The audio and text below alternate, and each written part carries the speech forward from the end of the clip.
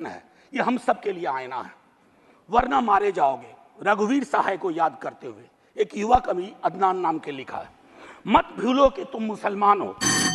बस 30 सेकेंड और लूंगा। मत भूलो कि तुम मुसलमान हो, बस लोगों को छलावा देते रहो कि तुम मुसलमान नहीं हो, वरना मारे जाओगे। राह चलते ख्याल रखो कि कहीं तुम्हारी कमीज से मुसलमान होने की बू तो नहीं आ रही। ख्याल रखो किसी से बहस करते हुए, कुछ बोलते हुए, कुछ करते हुए, यहाँ तक कि हंसते और रोते हुए भी कि कहीं तुम मुसलमान तो नहीं लग रहे हो, वरना मारे जाओगे। ये बात हमेशा याद रखो कि तुम एक मुसलमान हो और तुम मरोगे नहीं, एक दिन मारे जाओगे। विवेकहीनता, तर्कहीनता के समाज को ध्वस्त करिए। आइए हिंदुस्तान बनाए, वो हिंदुस्तान जहां कोई फर्क ना हो, गले लग सकें। ये नहीं कि चुनावी मंच से कुछ, जमीन पे कुछ। जय हिंद मैम, जय हिंद। Thank you. बोल रहा है स्टैन स्वामी इस दुनिया से चले गए, कितने अपोजिशन लीडर्स ने बोला। यह व्यक्तियों की बात नहीं है, माफ कीजिएगा, हो सकता है, लेकिन इन सब का गुनाह क्या है? आज तक तो कोर्ट गुनाह नहीं तय कर पाया, तो हम चुप क्यों हैं? असल में हमारी चुप्पी का एक व्याकरण है, there is something called grammar of silence, और grammar of silence Modi ji की अचीवमेंट। उन्होंने ताले लगवा दिए हैं कई जगह, उन तालों को कौन तोड़ेगा? संविधान की किताब हाथ में लेकर लहराने से नहीं टूटेगी। सबसे आसान काम है, भला हो ईस्टर्न बुक कंपनी लखनऊ वालों का, उनकी सारी कॉपीज बिक गई। हम तो कई वर्षों से निर्मला जी को दिखाते थे आर्टिकल 39 के लिए कॉन्सेंट्रेशन ऑफ वेल्थ, मेरी वाली संविधान की किताब घिस गई, लेकिन राहुल जी ने दिखाया तो बिक्री और बढ़ी। मैं सिर्फ ये कहना चाहता हूं कि उस किताब को सड़कों पे लाना होगा, सिर्फ संसद से काम नहीं चलेगा। दूसरी चीज, एक सॉलिडारिटी विकसित करनी, जिसका भी अभाव देखा। किसान अगर सड़कों पे है, मौजूदगी कई तरह की गारंटी होती है, ये पार्टी लाइन के हिसाब से चीजों को नहीं सोचते हैं, तो वो मैं समझता हूं वो चीजें शुरू होनी चाहिए। और एक आखिरी बात कहूंगा, हो सकता है हमसे भी गलतियां होंगी, आप मौका दीजिए, लेकिन हमारे कंधे पे दबाव बनाते रखिए।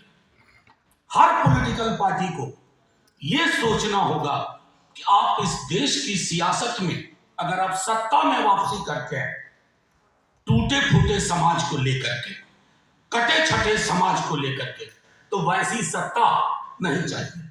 ये कहने का, ये बोलने का मादा होना चाहिए। We don't seek a power which is basically based on the foundation of polarization. पूरा चुनाव मतलब मैं तो बैकरूम का काम ज्यादा दिख रहा था, डेली काम चलता था, आज वहां ही आ गया, पीएम ने आकर यहां ये बोल दिया, हम डर से परेशान रहते थे, तब फिर देखो वहां हिंदू मुसलमान होगा। और बस इस बात को कहूं कि थोड़ा इस देश की आवाम को भी क्रेडिट दिया। इतनी कोशिशों के बाद उस रूप में पोलराइजेशन नहीं हुआ जिसको इन्होंने 22 जनवरी को सोचा था। 22 जनवरी के बाद इनको लगा था अब चुनाव की कोई लड़ने की जरूरत ही नहीं है, जीत गए। उस चक्कर में हमारे एक अच्छे खासे साथी बिहार से उधर चले गए, उनको लगा कि अब चुनाव कहां। तो इस मैंडेट ने दो चीजें की हैं, सामने वाले को यह बता दिया कि मी माई एंड माइन नहीं चलेगा, मैं, मेरा, मुझको, मुझसे पहले सन्नाटा, मेरे बाद अंधेरा, ये खूब बेचा गया था। लोग रोते हुए तस्वीर लगाते थे कि मोदी जी नहीं होंगे तो क्या होगा, मोदी जी नहीं होंगे तो देश का क्या होगा। एक बच्चे ने कहा बढ़िया होगा, छोटा सा बच्चा था, मतलब बहुत बढ़िया होगा। वो छोटा बच्चा, तो ये तो मैंडेट उधर की बात है जिसको वो स्वीकार नहीं कर पा रहे हैं। राष्ट्रपति जी का अभिभाषण में लिखवा दिया कि बड़ी मजबूत निर्णायक सरकार। कहां का भैया 240, कांग्रेस को भी कमोबेश 2009 में इतने ही आए थे, तो सीने पे हाथ रखकर किसी कांग्रेसी ने नहीं कहा था कि अरे बहुत बड़ी मेजॉरिटी आई है। It's a working majority which depends on एक साइकिल हैदराबाद वाली उस पर निर्भर है, और एक तीर बिहार वाला। जिस दिन तीर साइकिल पर बैठा फुर्र हो गया, उस दिन यह मेजॉरिटी चली गई। दूसरी जो हम विपक्ष के लोग नहीं समझते हैं, मैंडेट हमारे लिए भी कुछ कहता है, और वो ये कहता है कि डरो मत, सिर्फ बोलने की बात नहीं होनी चाहिए, ये हमारी जिंदगी में उतरना चाहिए। डरो मत, चुप मत रहो। चुप्पी तोड़ने का मैंडेट है, और अगर इस मैंडेट को हम समझ नहीं पाए तो बड़ी मुश्किल होगी। मैं आप सबका बहुत बहुत शुक्रिया अदा करता हूं। हाल में एक यंग लड़के की बड़ी अच्छी कविता पढ़ी मैंने। अदनान नाम है उसका, जामिया में पीएचडी कर रहा है।